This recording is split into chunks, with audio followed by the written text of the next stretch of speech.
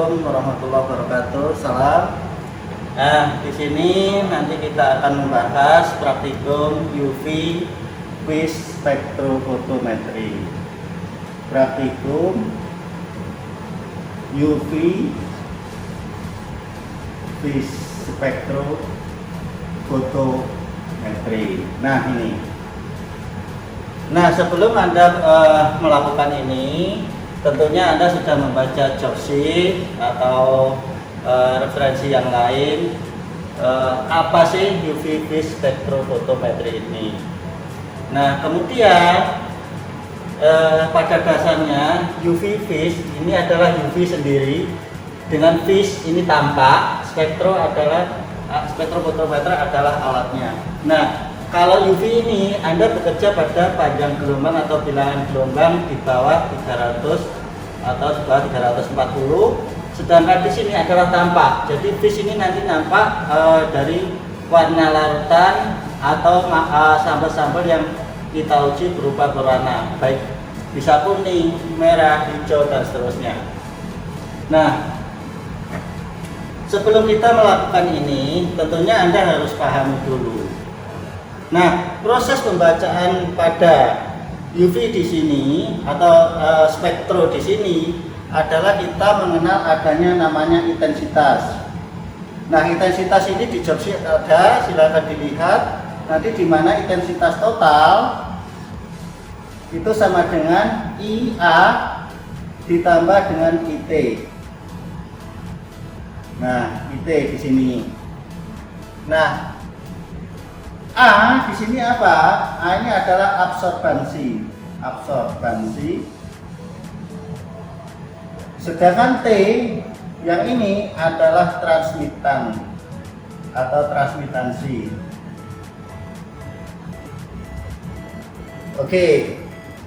Nah, spektrofotometri di sini A ini absorbansi, ini bisa diaplikasikan pada UV vis. Sedangkan transmitan ini pada aplikasinya pada peralatan inframerah atau FTIR yang sekarang sudah berkembang. Oke. Nah, ini Anda harus pahami di mana sampel yang mau kita uji itu mau diuji apanya. Apakah nanti secara kuantitatif bisa pakai absorbansi atau untuk transmitasi FTIR. Ini yang kita lakukan nanti pada percobaan berikutnya adalah untuk mengenalkan adanya identifikasi gugus fungsi atau vibrasi molekul.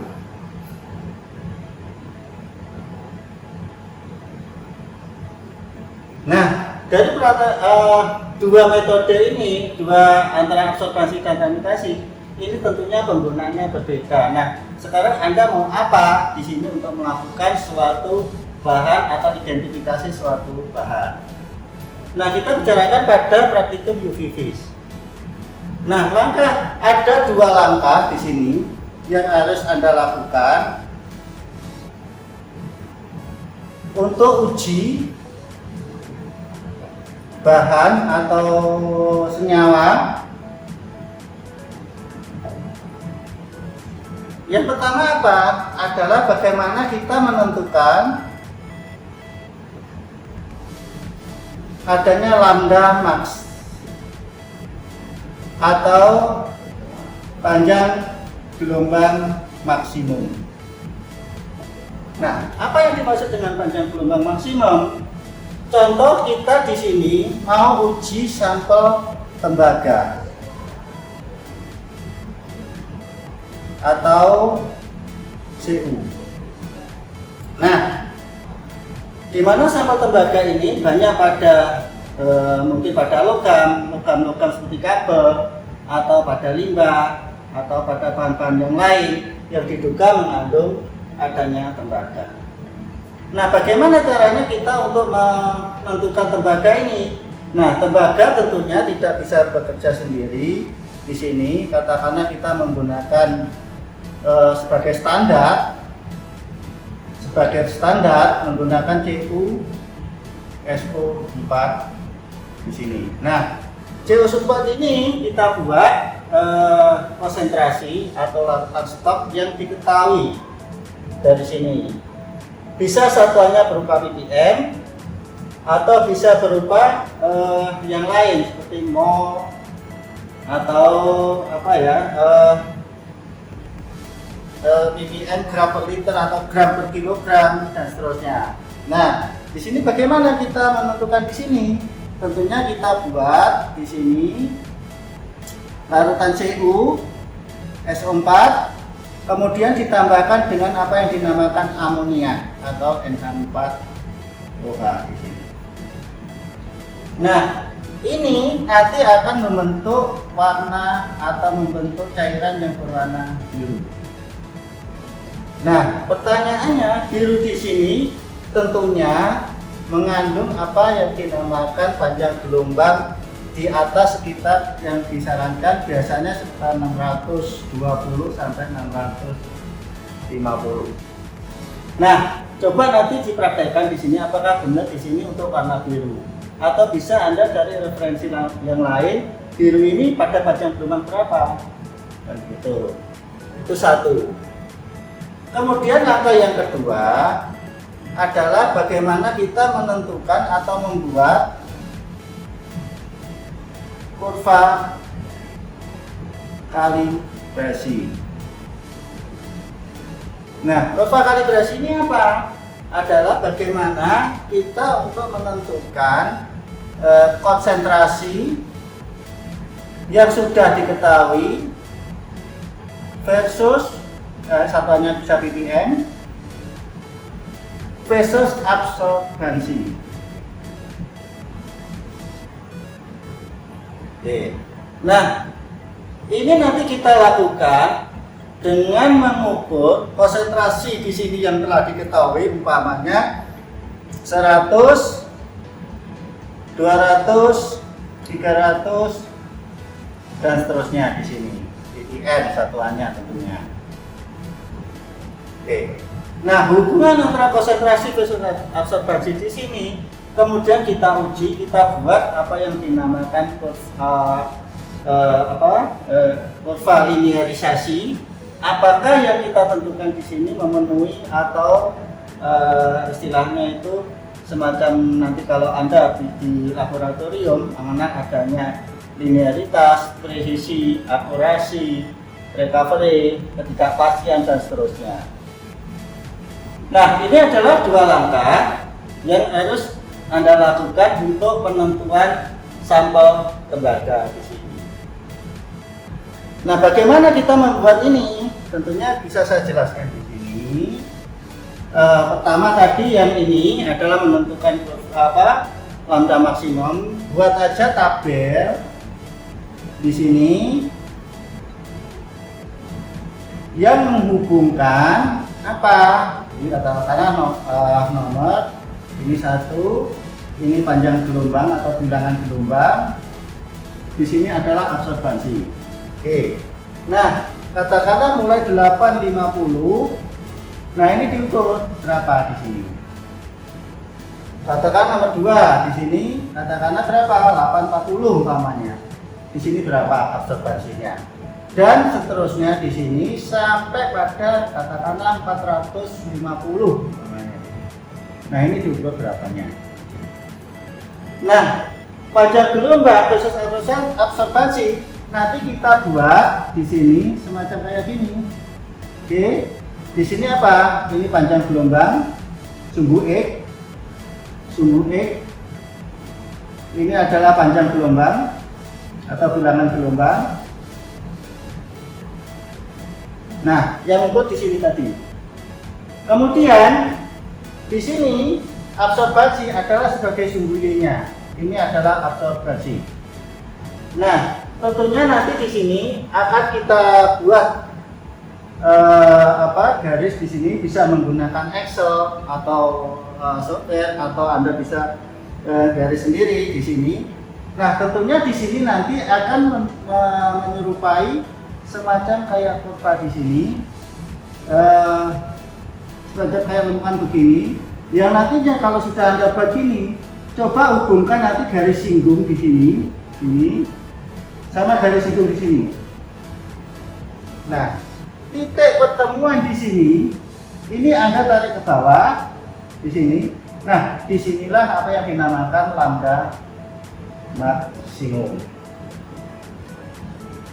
Nah, ini salah satu metode untuk mencari panjang gelombang maksimum. Jadi jelas nanti CU itu akan sesuai dengan baik di literasi maupun yang lain, itu akan sesuai pada panjang gelombang CU berapa. Nanti coba Anda bandingkan antara Anda yang kalau Anda percobaan di sini sama yang sudah dilakukan atau yang sudah diakui begitu untuk penentuan CU.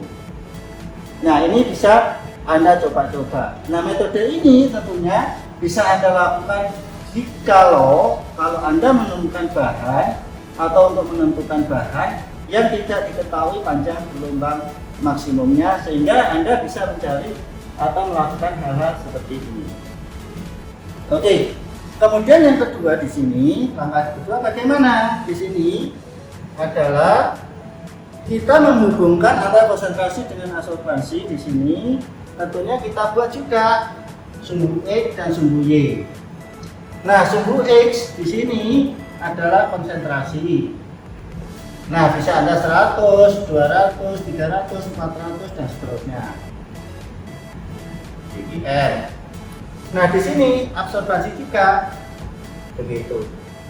Nah, titik-titik 200, 300 dan seterusnya ini setelah Anda ukur di sini absorbansinya berapa, kemudian tarik suatu garis begini. Ya. Oke. Nah, titik-titik yang Anda ukur tadi setelah Anda tarik garis tadi, coba Anda analisis di sini. Kalau Anda menggunakan Excel itu dengan mudah dengan menggunakan grafik pakai scatter, ya. Kemudian ada di situ Anda klik titik salah satu titik di sini, kemudian Anda klik add trend line. Jadi gunakan Excel, ya, menggunakan di sini chartnya atau grafiknya menggunakan scatter. Kemudian setelah yang kedua, yang ketiga adalah kalau sudah titik-titik ini sudah diketahui, Anda klik di sini add trend line. Nah, kemudian yang keempat, pilih di sini adalah apa? Di situ ada namanya slope, slope-nya atau intercept dikosongi. Kemudian pilih di sini adalah equation, ini dikosongkan. Kemudian ada di sini pilih juga equation. Kemudian yang selanjutnya adalah di sini pilih juga koefisien determinasi atau tingkat kepercayaan, bisa Anda klik namanya R kuadrat atau determinannya. Nah, bagaimana nanti untuk menganalisis ini supaya data ini bisa diterima atau tidak? Apakah linier atau tidak? Tentunya di sini akan menghasilkan suatu persamaan, di mana persamaannya adalah Y sama dengan A plus BX. Oke, nah ini adalah persamaan regresi linier. Nah, A ini apa? A ini adalah apa yang dinamakan intercept. Kemudian B ini adalah slope atau kemiringannya. X di sini adalah konsentrasi, Y adalah absorbansi. Nah, hubungan-hubungan di sini tentunya nanti akan menghasilkan suatu persamaan, di mana di sini katakanlah Y sama dengan katakanlah di sini katakanlah 0,05 x sekian ditambah katakanlah slope-nya nanti juga akan ketemu katakanlah 1,2 bla bla bla x. Nah, di sini jelas konsentrasi. Apabila di sini konsentrasi sudah menunjukkan suatu persamaan ini, lihat juga apa yang dinamakan di sini R kuadrat di sini atau koefisien determinasinya. R kuadratnya berapa? Minimal angkanya adalah di sini adalah 0,995. Ini minimal.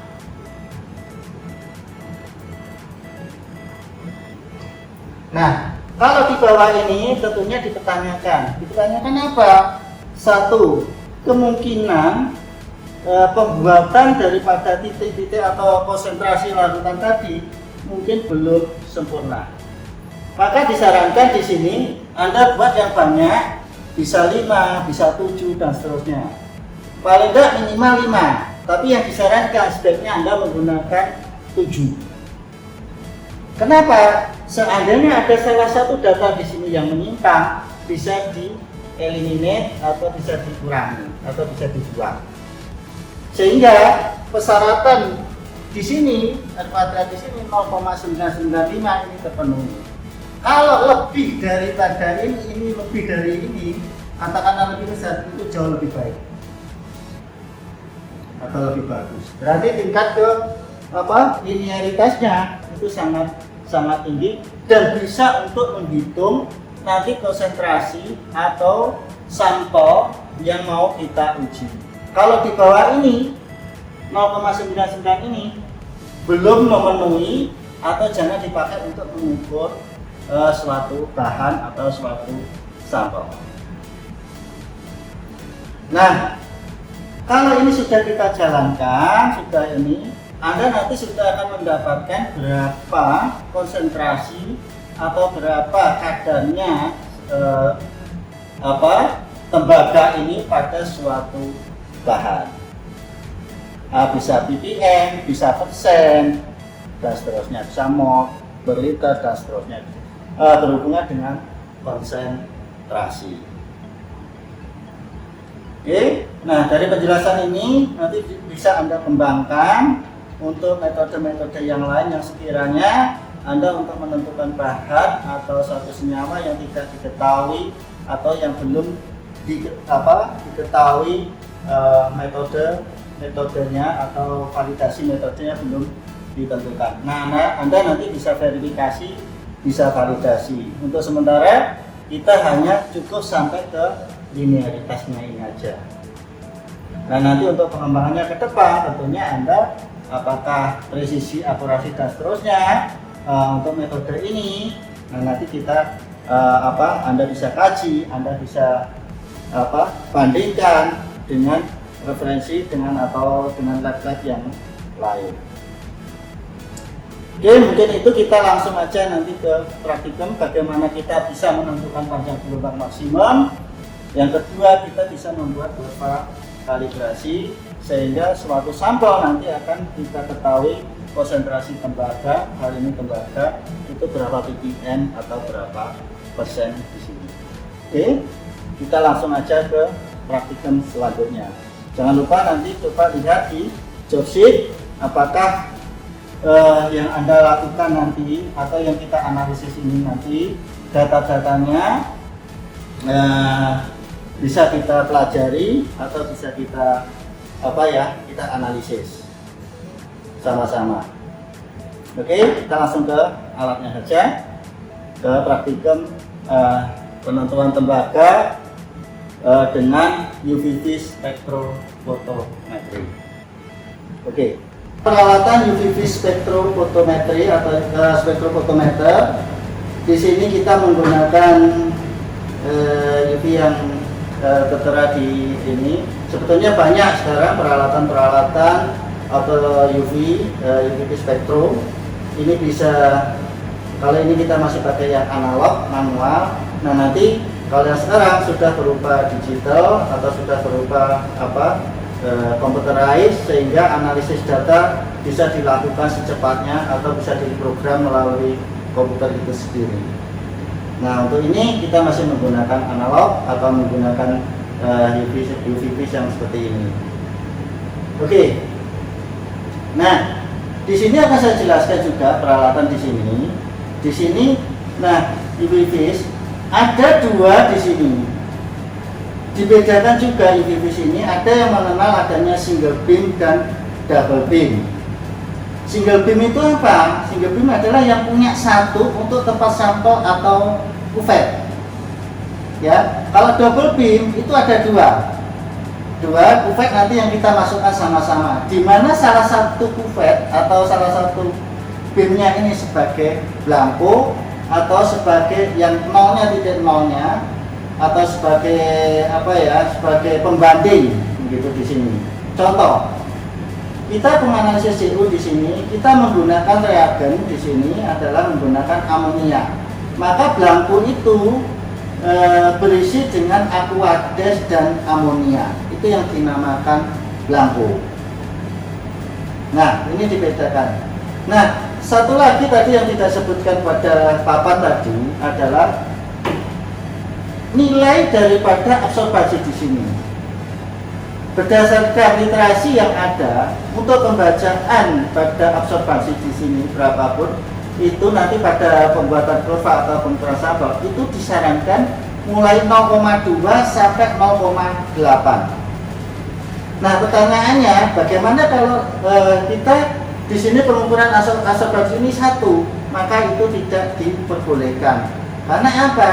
Di sini kita mengenal adanya intensitas total, di mana tadi yang saya katakan tadi ada IA sebagai absorbasi, densitas absorbasi dan transmutasi. Makanya kalau ini lebih dari 1, maka pembacaan itu sudah tidak valid. Sebaliknya kalau di 0,2 kemungkinan nanti akan terjadi deviasi yang sangat-sangat apa ya, yang sangat mengurangi pada pengukuran suatu sampel itu sendiri. Karena disarankan kalau bisa usahakan 0,2 sampai 0,8. Itu satu. Kemudian, nah ada di sini kita akan menggunakan apa yang dinamakan kuvert. Nah, kuvert ini ada dua macam di sini. Kalau yang ini apa yang dinamakan kuvert, ini sifatnya disposable atau dari plastik, terbuat dari plastik. Berarti sekali pakai. Untuk analisis ini sekali buang. Nah, ada juga kuvert yang terbuat dari quartz atau kaca di sini. Nah, ini mempunyai, ini keuntungannya apa? Ini mempunyai proses pembacaan yang sangat stabil, tidak apa ya? Kalau dibandingkan dengan yang disposable ini jauh lebih baik. Oke. Nah, di sini ada dua kuvert. Tentunya yang satu nanti sebagai blanko, yang satu nanti sebagai apa? Standar atau sebagai sampelnya. Nah, pemegang kuvert di sini, tentunya kuvert di sini ada yang bening dan ada yang agak buram. Jangan sampai nanti kita memegang yang bening di sini. Karena kalau kita memegang yang bening ini ada lemak sedikit aja akan mempengaruhi proses pembacaan pada absorbansi. Oke, nah kita langsung mulai aja. Sediakan di sini. Nah, di sini sudah kita sediakan di sini larutan-larutan tembaga yang sudah ditambahkan amonia di sini. Sini adalah blanko. Ini konsentrasi 100 ppm, 200, 300, 400 dan 500 ppm. Oke. Nah, kuvert ini coba kita isi dengan blanko. Di mana tadi yang satu blanko, kita isi dengan blanko. Ya, cukup segini aja untuk mengisi blanko atau kuvert, atau paling enggak setengah, lebih sedikit enggak apa-apa. Nah, kalau di sini katakanlah di sini ada kayak apa ya, ada titik air atau apa, bisa Anda bersihkan dengan menggunakan tisu yang halus. Nah, tisu yang halus di sini. Nah, kita bersihkan begini. Oke. Nah, selanjutnya adalah kita masukkan pada di sini, di belakang di sini sebagai blankonya. Oke. Nah, ya, ini ya sebagai blanko ya. Oke. Nah, ini yang harus Anda perhatikan. Satu, yang bening ini adalah menghadap pada spektrum atau sinar yang nantinya akan tembus sampai detektor di sini. Ingat ya, sini gelap, ini bening. Berarti sinar nanti diusahakan menembus yang bening ini. Ini yang betul. Ya. Oke. Kemudian kuvet yang kedua, di sini kita isi blanko juga. Isi blanko juga di sini.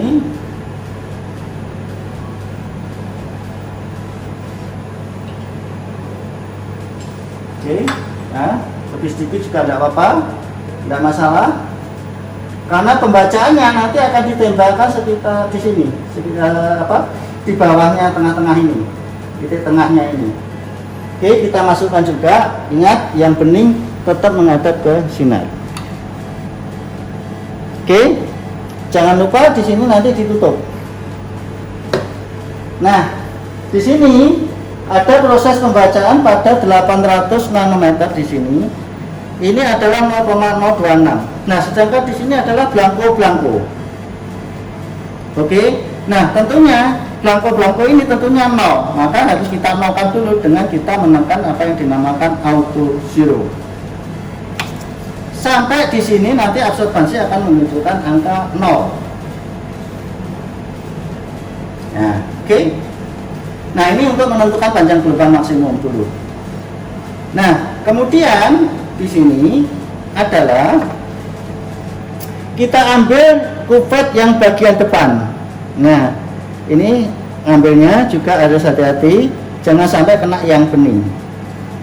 Oke, kemudian bambu ini kita buang, kita ganti dengan menggunakan salah satu atau larutan yang paling pekat di sini. Kita gunakan yang 500 ppm untuk menentukan panjang gelombang maksimum. Kita masukkan. Oke. Kalau kelebihan bisa Anda buang. Nah, ini. Kemudian cairan kita bersihkan juga. Oke. Nah, selanjutnya kita masukkan lagi di sini. Oke. Nah, di sini akan menunjukkan bilangan gelombang absorbansi pada 800 ppm. Jadi nanti Anda hubungkan, Anda catat pada suatu tabel bilangan gelombang atau panjang gelombang dan absorbansi. Ini Anda catat. Kemudian ini 800. Kemudian akan saya turunkan lagi ke posisi 790 untuk penurunan go to lambda. Nah, di sini akan berbeda. Yang tadi 0,6 sekian sehingga menjadi 0,7 sekian. Sama lakukan lagi sampai pada katakanlah 780. Foto. Nah, di sini akan naik juga. Kemudian terusnya interval 10-10 sampai didapatkan pada katakanlah 700 atau berapa. Nah, ini pada 700 di mana absorbansinya semakin tinggi. Coba kita masukkan pada 670. Tapi nanti Anda praktikumnya intervalnya 10-10. Nah, ini lebih tinggi lagi. Nah, kemudian di sini kita ukur. Nah, kira-kira CU itu berdasarkan literatur itu sekitar 620. Coba kita lakukan pada 650. Dia tentunya akan naik juga. Oke. Kemudian 640. Dia juga akan naik 640, 630. Nah, oke. Kemudian 620, coba 620 tadi pembacaannya. Nah, ini 255. Tadi 24 sekian, sekarang 255. Coba kita masukkan pada 610. 261. Coba kita masukkan lagi pada 600. 263, 590.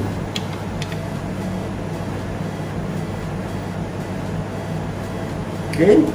Terus masukkan lagi pada 580.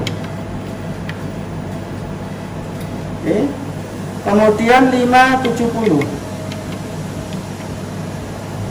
Nah, di sini akan turun lagi dan turun lagi. Katakanlah ini saya turunkan lagi ke 580. sorry, berapa tadi? 550. Nah, dia akan turun lagi. Nanti kepada posisi 500 dia akan turun lagi. Oke. Nah, berdasarkan percobaan ini, nanti data-data akan kita rilis, kita keluarkan. Sekiranya CO ini akan mencapai pada panjang gelombang maksimum pada titik atau pada lambda max pada CO itu sendiri, di mana warna biru itu kalau tidak dari literasi itu pada berapa. Oke. Nah setelah kita dapatkan ini, umpamanya pada 600 pada percobaan ini pada angka 620 umpamanya atau 615 umpamanya, masukkan aja 615 di sini. Oke, go to. Nah, ini tentunya sudah menunjukkan panjang gelombang maksimumnya untuk kita menguji CO. Ini berdasarkan percobaan. Tidak apa-apa, lakukan aja berdasarkan percobaan yang Anda ketahui. Oke. Nah, setelah ini kita masukkan ini, kita sudah ketemu pada panjang gelombang 615, absorbasinya sudah ketemu. Nah, kemudian ambil lagi di sini untuk mengganti dengan larutan belangko lagi di sini. Karena kita di sini satu langkah yang pertama tadi untuk menentukan panjang gelombang maksimum tadi sudah kita lakukan, kita sudah ketemukan pada 615. Kemudian langkah kedua adalah bagaimana kita menentukan kurva kalibrasi untuk menentukan secara kuantitatif senyawa C atau logam Cu pada suatu bahan atau sampel. Nah, kita mulai daripada di sini. Kita dengan belangko lagi, kita masukkan belangko lagi sebagai titik 0. Ini kita bilas. Oke. Nah, ini kita bersihkan. Kita masukkan ke profil lagi. Jangan lupa yang bening menghadap ke lensa atau ke sinar ini. Nah, kemudian kita tutup lagi. Nah, padahal di sini tadi 0 ppm atau tidak ada zero. Maka di sini tentunya kalau menentukan kurva kalibrasi kita harus auto zero lagi. Pada panjang gelombang maksimum Cu. Nah, di sini harus 0. Oke. Nah, kalau sudah 0 di sini Anda catat 0 konsentrasi 0 Cu, berarti absorbasinya 0. Oke. Nah, kemudian kita lakukan lagi di sini, kita lepas lagi, kita ganti dengan larutan atau konsentrasi yang paling rendah dulu. Dalam hal ini kita menggunakan yang 100 ppm. Oke. Nah, ini kita menggunakan 100 ppm. Kita bersihkan. Ya, sih. Kita masukkan juga sini. Oke, kita tutup lagi. Nah, di sini kita hanya tinggal mencatat aja. Konsentrasi 100, absorban 0,046. Oke.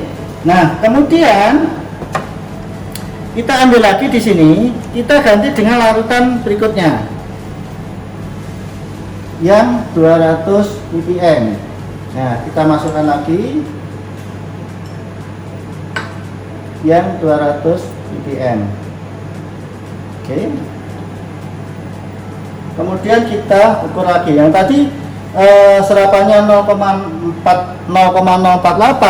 Seharusnya di sini kalau konsentrasinya semakin tinggi, tentunya dia harus naik. 0,93. Oke. Nah, 0,048 0,93. Oke. Nah, kemudian ambil lagi dan seterusnya sampai pada konsentrasi yang tertinggi.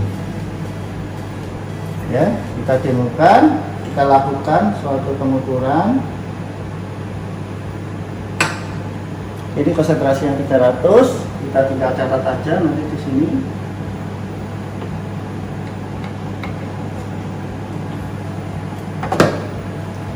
0,140.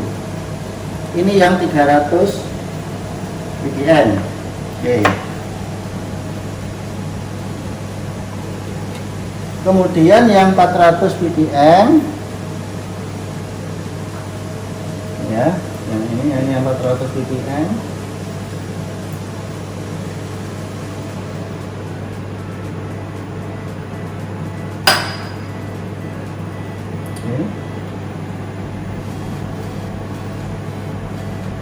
Satu lagi. Nah, ini 0,191. Tadi 140, sekarang 191. Oke, sekarang yang ke 5.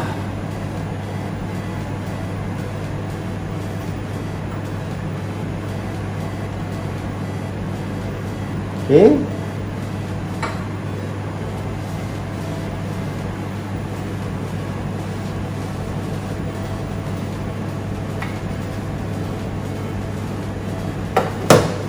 Ya, 0,238.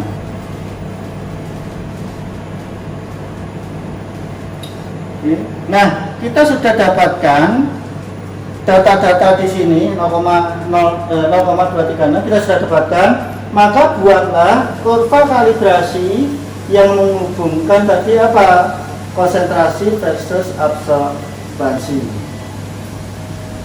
Nah, dari data-data ini coba Anda analisis.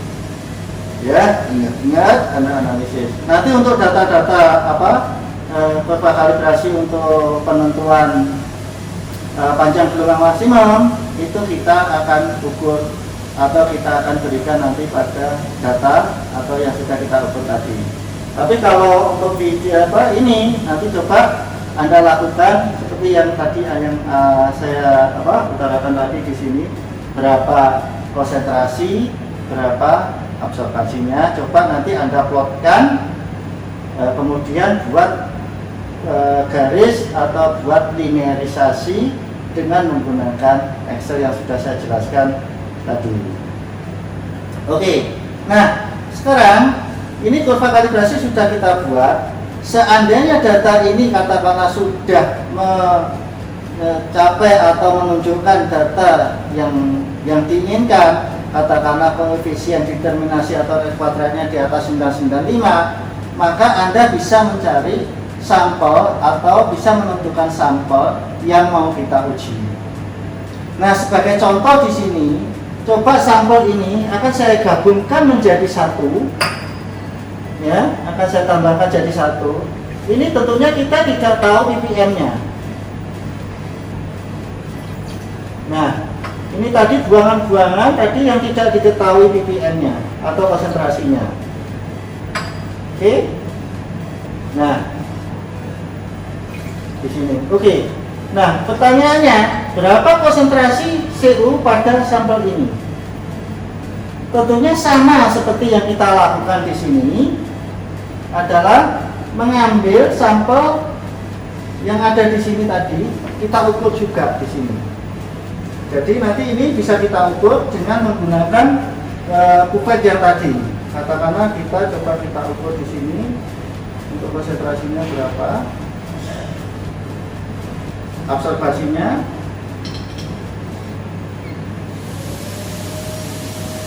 oke.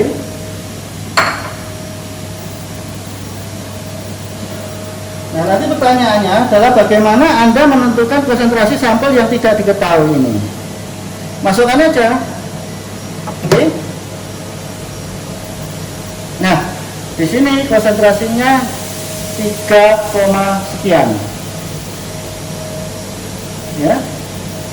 2,99. Ya.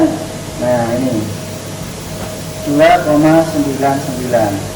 Nah, sedangkan di sini tadi ada beberapa sampel, absorbansinya adalah pada 2,38. Kalau di sini 298. Makanya ini apa? Di atas kurva kalibrasi. Apa yang Anda lakukan adalah menambah atau membuat larutan di atasnya 500 ppm lagi. Karena apa? Karena kita menemukan fenomena yang seperti ini di atas ring yang kita duga, maka standarnya harus kita tambah. Nah, bagaimana kalau ini bisa dipakai atau enggak? Kan begitu. Disyaratkan memang pengukuran ini harus masuk pada ring atau masuk pada kisaran yang standar tadi yang kita buat. Nah, ini salah satu kasus contoh kalau Anda menemukan di lapangan seperti ini. Jangan sampai Anda paksakan. Kalau Anda paksakan, nanti datanya akan tentunya akan memiliki deviasi atau kesalahan yang tidak kita inginkan. Begitu. Oke. Nah, di sini nanti data-data ini kita kirimkan ke Anda, termasuk sampel ini konsentrasinya berapa, coba Anda tentukan dari persamaan yang kita buat. Oke, mungkin itu. Kalau ada pertanyaan, kalau ada mungkin yang kurang jelas, bisa ditanyakan langsung ke pengajar atau ke saya atau ke yang lainnya, bisa melalui via WA atau WhatsApp, bisa email atau media-media sosial lainnya. Silakan mencoba, silakan dipelajari. Selamat Anda beraktivitas, semoga tetap sehat dan selalu sukses. Oke, sekian. Assalamualaikum warahmatullahi wabarakatuh.